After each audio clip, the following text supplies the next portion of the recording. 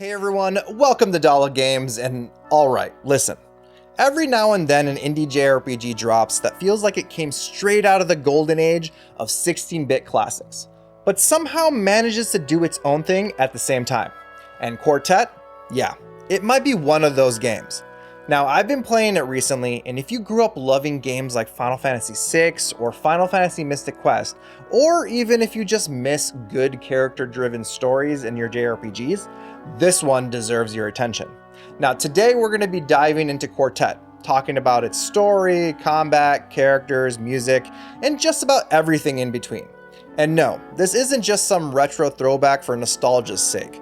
Quartet has its own identity, and by the end of this video, you're gonna know if this one's worth adding to your backlog or, moving straight up to the top of it. So Quartet comes from the devs at Something Classic Games, the same folks behind Shadows of Adam, and the name really says it all. You got 4 separate stories, 4 starting protagonists, and 4 different perspectives on one larger world. The cool part? You can actually play these stories in any order you want. There's no hand-holding, no forced path. It's kind of refreshing, honestly. Right from the start, the game says, here are 4 people, 4 journeys. Go figure out how it all connects, and that freedom is exactly what hooked me early on.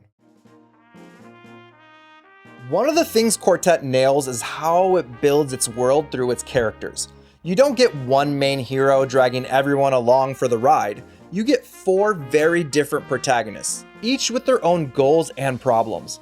This really sets the stage to how the world works because you get this extremely varied look at different personalities, personal situations, and cultures across the world you are diving into. I started my Quartet journey with Ben, who was the head cook at a restaurant in the city of Akos before he kind of manifested his innate magical powers and definitely destroyed his place of work. Also, in JRPG years, he's basically an old man at the ripe age of 34, and he definitely acts like it through his incredibly well-written dialogue. Outside of him, you have 3 other very distinct characters to choose from, all of which bring a very different tone and vibe to the overall narrative.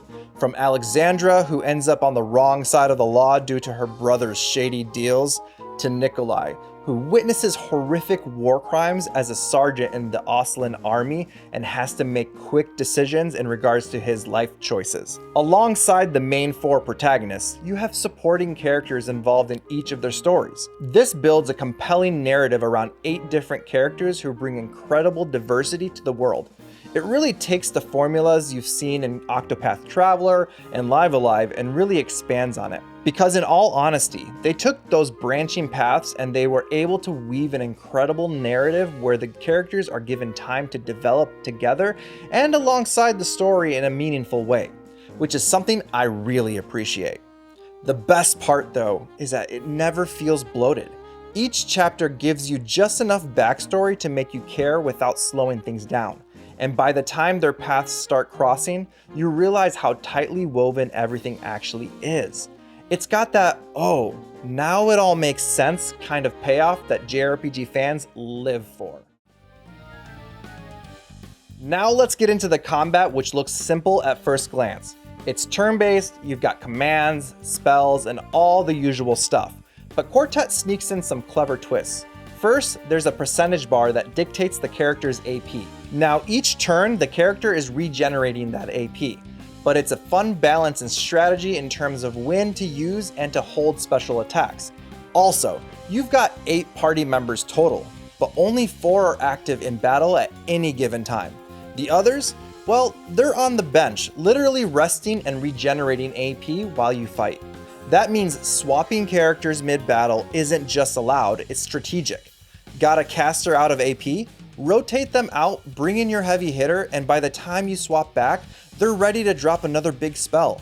It keeps the flow of combat surprisingly dynamic without feeling overwhelming. Now, each character also has a unique role that actually matters. The healer isn't just there to spam cure spells, your DPS isn't just a button masher, and yes, you'll actually want to use status effects here. Crazy, I know. Difficulty-wise, Quartet strikes a nice balance. It's not punishing, but it also doesn't let you autopilot every fight. Now, boss battles especially force you to use the tag team mechanic effectively. No one's going to be carrying you through those unless you plan smart. Also, one of my favorite aspects to the battle system is the usage of character art in the boss battles. Much like Final Fantasy Mystic Quest, the boss's sprite changes to a more beaten look once you get them down in health, which helps since there isn't a health bar for them. Plus, it just looks cool. Visually, Quartet leans hard into its 16-bit inspiration, but it never feels lazy. The sprites are clean, animations are smooth, and the environments feel cozy without being too repetitive. Sure, some towns reuse assets here and there, but it fits the vibe. Kind of like old school JRPGs where the art direction mattered more than sheer technical power. And the soundtrack, chef's kiss. It's one of those rare indie games where the music doesn't just fill space, it sets the tone. Quiet, melancholic tracks hit when you're dealing with heavier story beats, and the battle themes are absolute bangers. By the end of the game, there were a couple of tracks I caught myself humming outside of playing, which is always a good sign. Plus, the amount of music Tyler the composer put together for this game is ungodly. I mean, there is a literal barbershop quartet, pun intended, you can stumble into while exploring, and the work he must have put into it for just exploration's sake is wild. I mean, just listen to it. We greet you with our full cheer and throw back a few beers, but don't forget to pay off your tab. Pay off your tab. Now, speaking of exploration, in Quartet, it's a bit more guided than open world JRPGs, but it works. The maps are clean, there are enough secrets tucked away to make poking around worth it, and the game keeps the story moving without drowning you in filler. And here's the thing I appreciate the most. Quartet respects your time. If you mainline the story, you're probably looking at 20-ish hours, but if you want to go full completionist to take on side quests and explore optional challenges tied to the party members, you're looking at 25 to 30 hours easy. It feels like the right amount of content. Enough to feel satisfying without dragging things out just for the sake of padding. I know my last video was about short JRPGs, and honestly, this would be on that list as a perfect JRPG that respects your time and gives you an incredible experience. Alright, so here's the deal. Quartet doesn't try to reinvent the JRPG formula, but it really doesn't need to.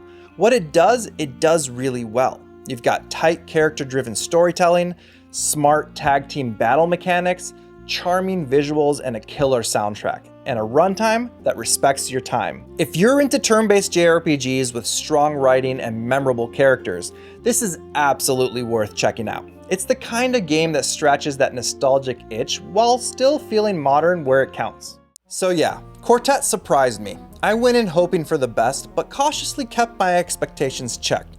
And what I got was a JRPG with more heart and polish than I expected.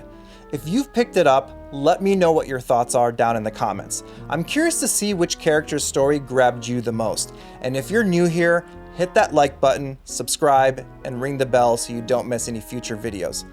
Take care, everyone.